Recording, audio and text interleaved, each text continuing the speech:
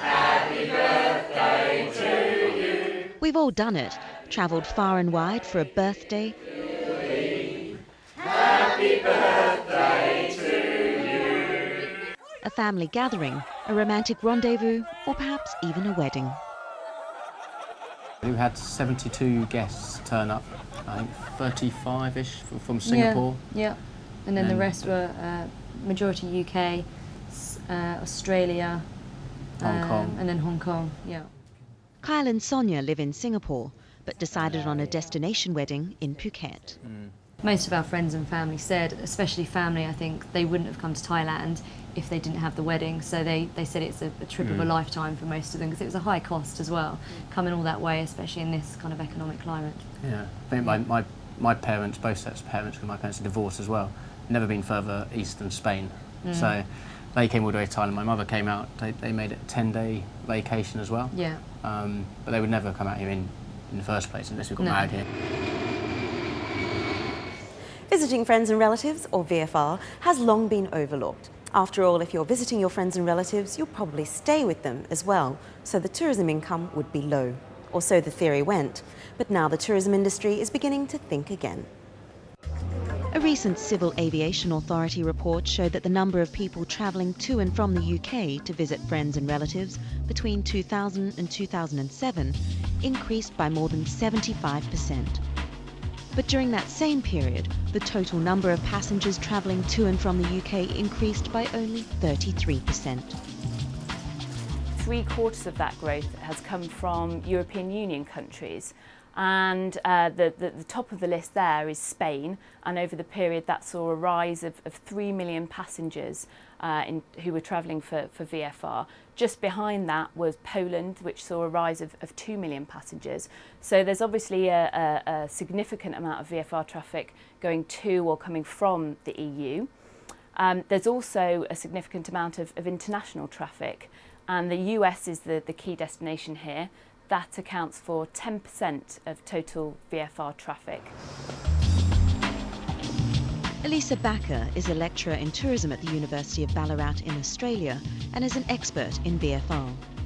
There's been some studies that have looked at the percentage of VFR travellers in terms of all tourism, and it comes up at around about 50%. So in other words, VFR tourism is about half of all tourism, and that seems to be quite consistent at an international level for developed countries.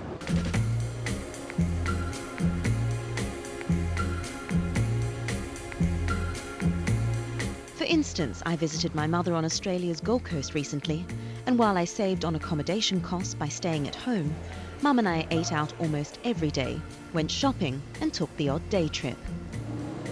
Together, we easily spent over $2,000 in 4 days. They actually spend more money, in part because they stay longer, but in part because they get the local resident involved in tourism as well, which wouldn't otherwise occur, and therefore that value of the travel party over the length of stay is greater. Interestingly, not all people stay with their friends and family. In fact, statistics show that more than 10% of VFR tourists stay in hotels. And this is a concept being embraced by the Intercontinental Hotels Group. Every hotel employee, from the GM to the bellboy, can offer their friends and family a discounted rate at any of the group's hotels around the world by registering for the promotion online.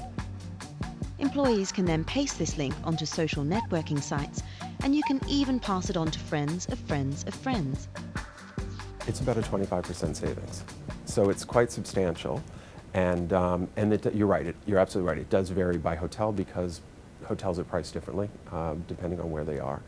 But that is, on average, it's 25% off of our best flexible rate. So people see the savings. What it's allowed us to do is go after volume. And so the discount that we are giving is obviously made up on the volume now, the incremental volume that we're getting in. The uptake and the response has just been overwhelming. Airlines too have capitalised on this market. Singapore Airlines say they often target students who study abroad, while Malaysian Airlines say they have a huge friends and family market travelling to and from destinations like the UK and Australia. People living in Europe who perhaps visit friends and relatives in Australasia over the Christmas period. That's always been a traditional market, very high demand, that drives up prices. You wouldn't necessarily expect to see that market being hit quite as much because it's a very special trip for people in the family and they'll do everything possible still to make that journey.